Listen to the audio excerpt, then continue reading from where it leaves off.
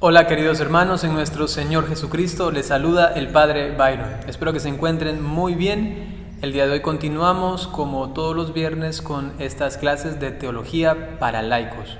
Estamos en el apartado de Cristología y el día de hoy vamos a ver la segunda parte de este tema del misterio de la redención. El viernes pasado vimos entonces ya una primera sección y ahora vamos a terminar con esta segunda. Para hacerlo convenientemente vamos a comenzar con una pequeña oración. En el nombre del Padre, y del Hijo, y del Espíritu Santo. El Señor esté con ustedes.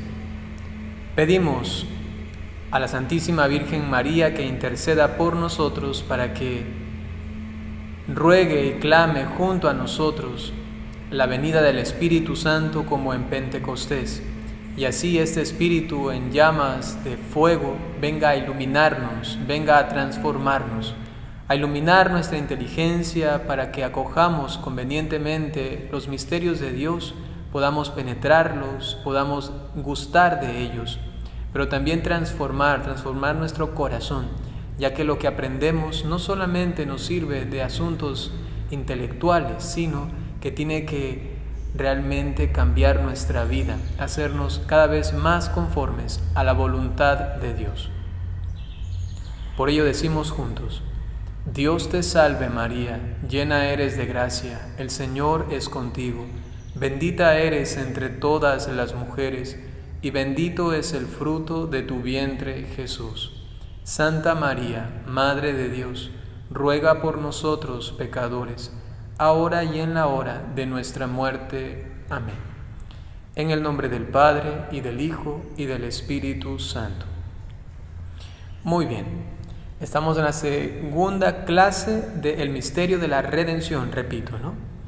Esta sería la clase número 8 total del misterio o del estudio de la Cristología, ¿no? El misterio de la segunda persona de la Santísima Trinidad.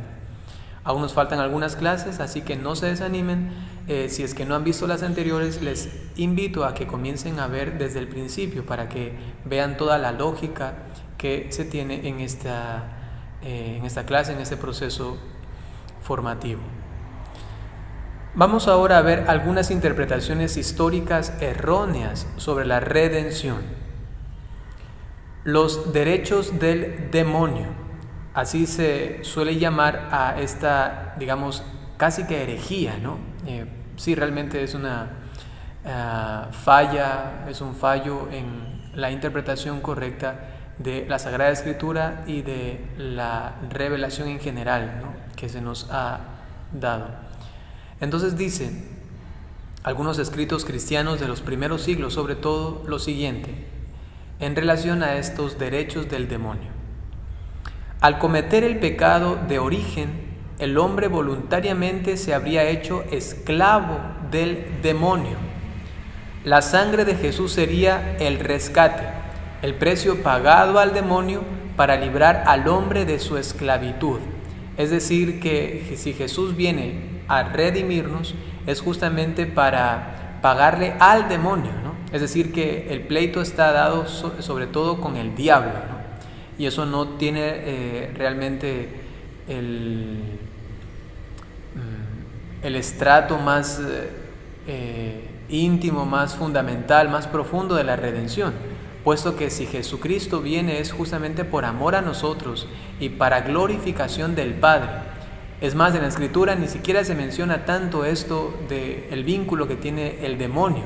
Si bien es cierto, para liberarnos de la esclavitud que tenemos hacia Él, pero no a pagarle a Él, sino a satisfacer más bien en reparación esto que nos ha causado el pecado a nosotros y así restaurar nuestra relación con el Padre, ¿no? Miren, fíjense que son solamente como ciertas líneas de pensamiento que tienen pequeños errores, ¿no? Porque digamos en términos generales también podemos decir, el diablo nos tenía apresado, ¿no? Éramos como sus servidores o sus esclavos, y entonces vino Jesucristo y nos liberó de las garras del demonio, ¿no?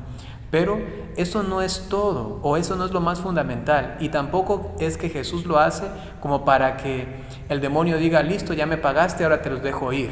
así no funciona, ¿no? Entonces hay que tener mucho cuidado inclusive en el momento de formular sentencias teológicas, o a veces inclusive también oraciones, o cuando predicamos o cuando enseñamos la doctrina, ¿no? Entonces estos derechos del demonio, atribuirle demasiado poder al diablo, ¿no? Que justamente Jesucristo viene para liberarnos de él, y como si es su único objetivo, entonces no es correcto, ¿no? Esa teoría fue combatida por San Gregorio de Nacianzo. Es errónea, pues interpreta la redención según los usos humanos, alguien que paga y alguien a quien se paga, y es ajena a la unidad de toda la Escritura, por ejemplo en cuanto al poder del demonio, que parece tener derechos absolutos sobre nosotros, ¿no? Entonces Jesucristo viene y nos redime justamente del pecado, no para pagar al demonio una deuda que le debíamos nosotros, sino sobre todo para restaurar la relación con el Padre del género humano, con esta persona primera de la Santísima Trinidad, ¿no? Algunas interpretaciones históricas erróneas sobre la redención, punto 2. Veamos una siguiente falsificación interpretativa de la redención.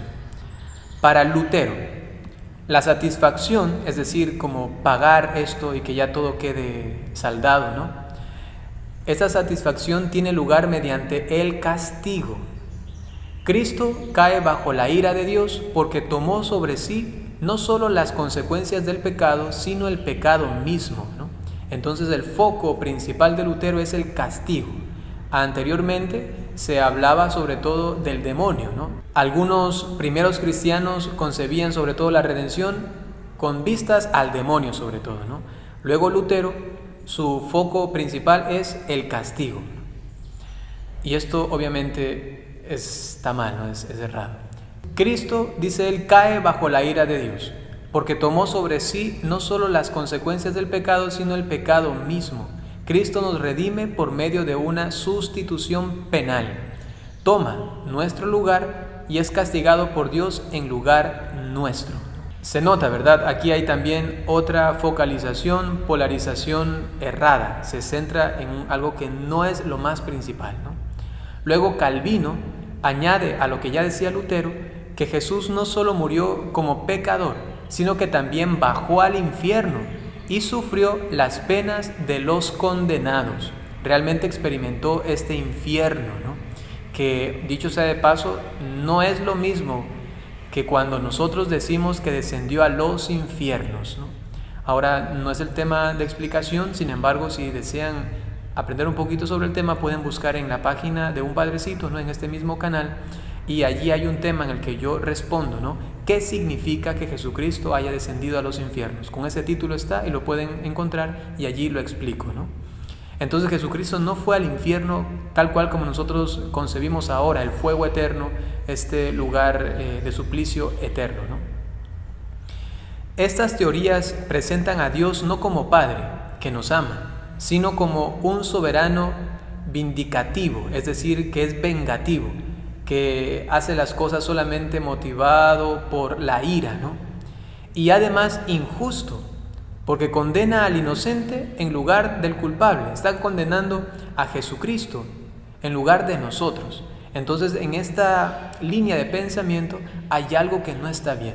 Hay que complementar esto, hay que entender esto todavía mucho mejor, ¿no? Y es lo que haremos en este apartado, ¿no? Otra de las erróneas interpretaciones sobre la redención es la siguiente, es sobre todo ya de este mundo contemporáneo, ¿no?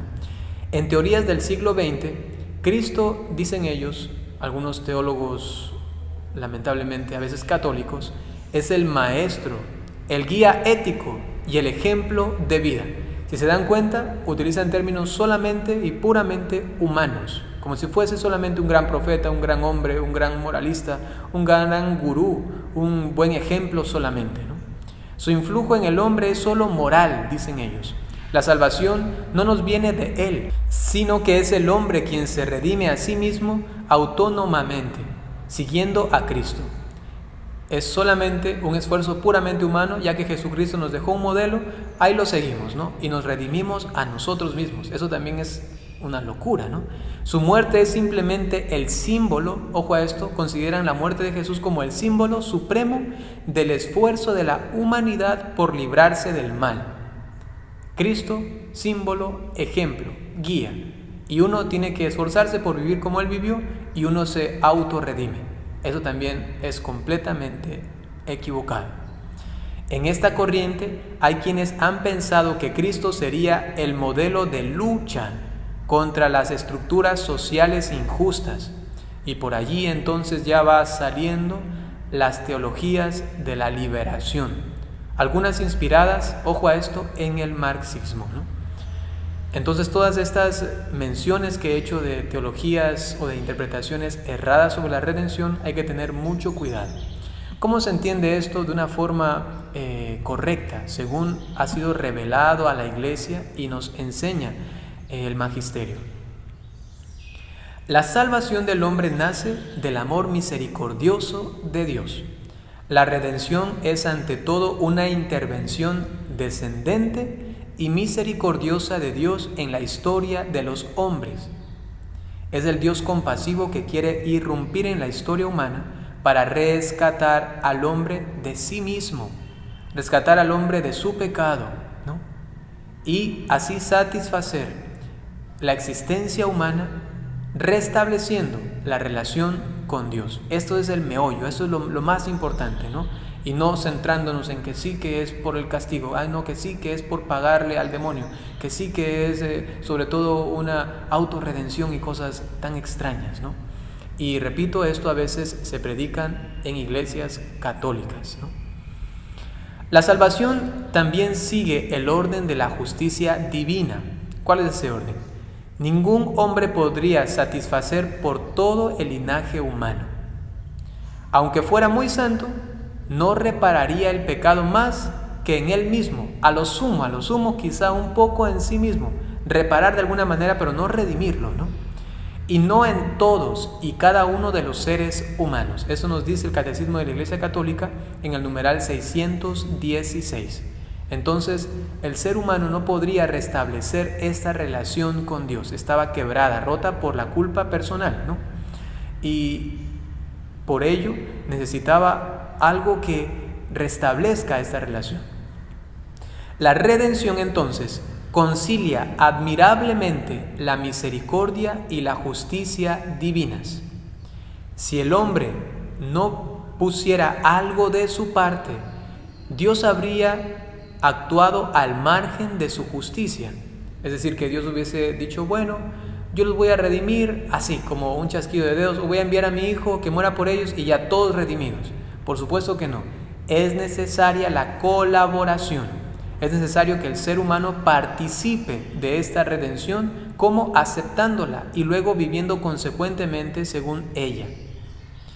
Movido solo por su misericordia, hubiese entonces dicho, nada de justicia, allí verán ustedes cómo viven, yo los voy a redimir. Al final solamente los abrazo y los pongo aquí ya en el cielo para que estén conmigo eternamente. Allí se estaría contradiciendo la justicia divina, ¿no? Nos libera gratuitamente, eso sí, por ello es misericordia pura, nos libera gratuitamente. Viene el mismo Dios en la persona del Hijo a redimirnos, y del modo más conveniente y digno para nosotros, es decir, la colaboración, es decir, que nosotros aceptemos desde nuestra libertad humana, desde nuestro amor humano, esta redención, este amor de Dios.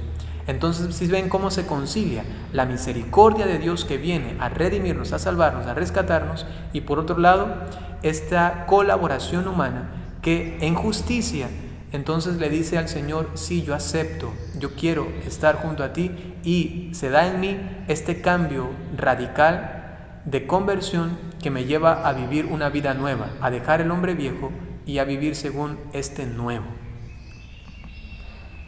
Ahora veamos que hay un aspecto ascendente y uno descendente de la obra de Cristo. En cuanto al aspecto ascendente, Jesús, representando a los hombres ante Dios como nuevo Adán y cabeza de la humanidad, sella una nueva relación de alianza entre Dios y los hombres y obtiene de su Padre la salvación para nosotros. Con su actuación humana libre, alcanza que Dios Padre nos conceda el perdón. Es decir, que toma a la naturaleza humana, Él como Adán y cabeza de la nueva humanidad regenerada, ¿no?, por su obra redentora, entonces nos eleva desde abajo hacia arriba, ¿no? Nos eleva y nos hace capaces ahora sí de vivir esta nueva alianza y así ser perdonados, ser salvados. Esta es la parte, digamos, ascendente de la obra de la redención de Cristo. Y en cuanto al aspecto descendente de la obra de Cristo, debemos decir que Él es enviado por el Padre. Ven allí la parte descendente, viene del cielo hacia la tierra, ¿no?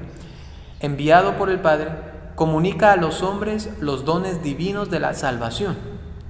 Es decir, nos revela a Dios y nos comunica la vida sobrenatural. Nos dice Dios es así. Y además nos da una capacidad espiritual, ¿no?, por ejemplo, de ser templos de Dios mismo, y la vida divina entonces ahora habita, digamos así, mora en nosotros, es decir, la vida de gracia o la vida sobrenatural. Ha venido al mundo para comunicar a los hombres la gracia que quita el pecado, esto que nosotros no podíamos redimir. Entonces Él con su gracia, es decir, con su misericordia, nos lo quita y les hace partícipes de la vida divina a estos hombres, ¿no?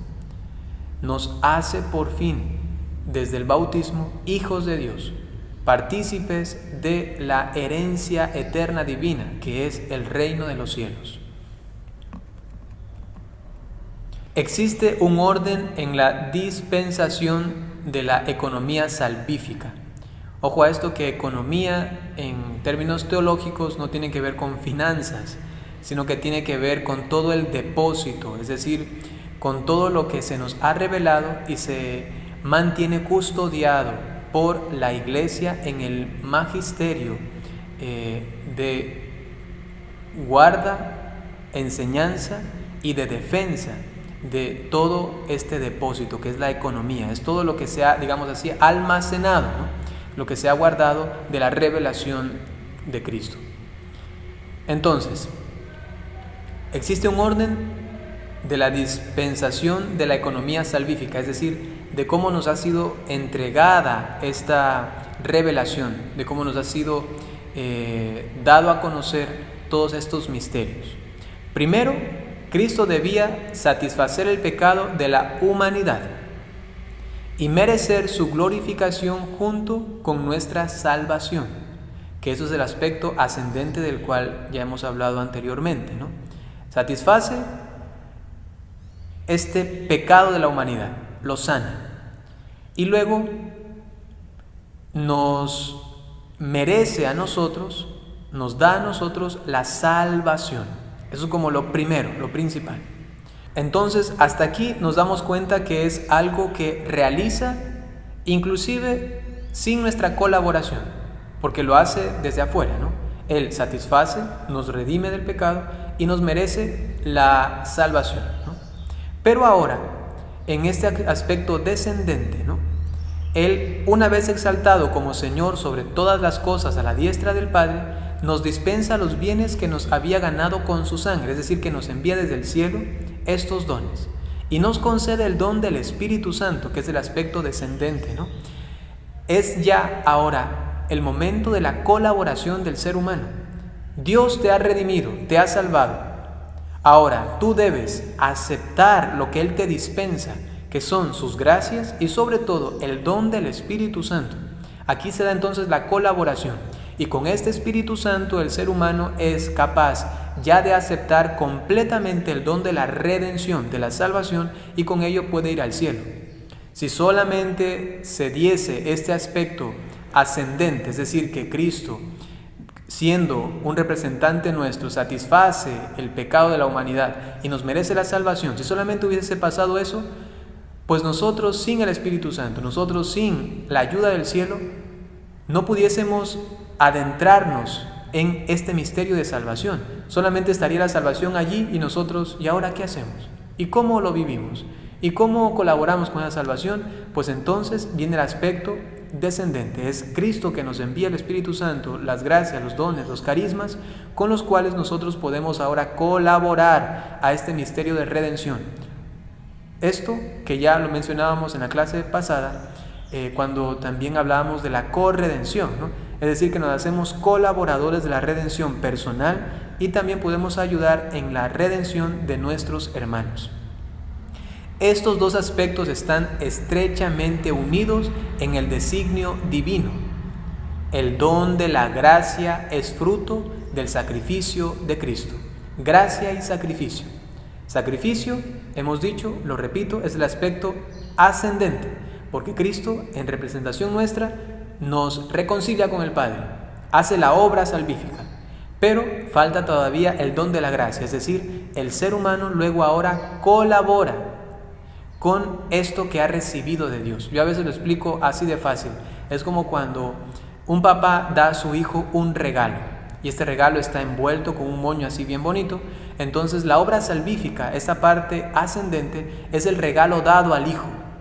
Pero el hijo puede ser que coja ese regalo y lo guarde, y nunca lo abra, nunca disfrute de él. Entonces la gracia es que Dios nos ha mostrado su amor, ese amor llega a nuestro corazón y decimos, estoy impaciente por abrir este regalo, porque viene de mi Padre que me ama. Entonces la gracia hace que nosotros nos enamoremos de este regalo y humanamente de nuestra libertad vayamos y lo abramos. Y cuando abrimos, gozamos de este don, de este regalo. Esta es entonces la gracia que nos capacita a abrir este regalo de la salvación. Esa es la parte, en cambio, descendente. Dios nos da esta gracia para que nosotros vivamos aquí en la tierra según este misterio de redención que se nos ha dado, según nuestra salvación, dada por Cristo en la cruz, ¿no? El plan de Dios Padre es que los hombres entremos en comunión con Él por medio del Verbo encarnado. Así lo ha hecho.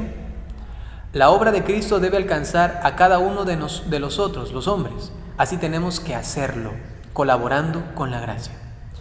Es el Espíritu Santo, Señor y dador de vida, quien, con su poder infinito, alcanza a todos los hombres de todos los tiempos y hace que las acciones y méritos de Cristo se puedan aplicar y tener eficacia salvífica en cada uno. Hace posible que cada uno pueda entrar en comunión con el Hijo de Dios, se incorpore a Él y participe de la redención. Es lo que he explicado hace un momento, ¿no?